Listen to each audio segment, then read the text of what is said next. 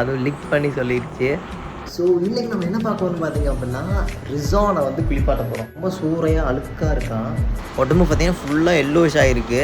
So ஃபுல்லாக wash பண்ணி white colour மாற்ற போகிறோம். சரிவா போகலாம். ஒடியா அவனுக்கு எங்கே போட்டு போகிறேன்னு தெரில. அது பாட்டுக்கு வருது. போஸ் வேறு கொடுக்குறேன் நீ.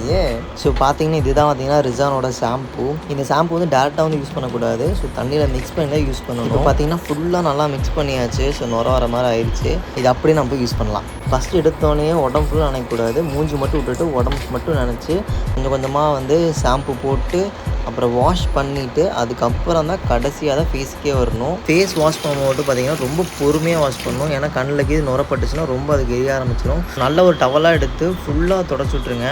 ஏன்னா பாடி வெட்டாக இருந்துச்சா ரொம்ப குளிர ஆரம்பிச்சிடும் அதுக்கு. இப்போ பாருங்கள் கூப்பிட்டோன்னே ஓடியாரும் ரிசானு. லாஸ்ட்டாக பார்த்தீங்கன்னா ரிசான் வந்து தேங்க்யூ சொல்லிடுச்சு. அதுவும் லிக் பண்ணி சொல்லிடுச்சு.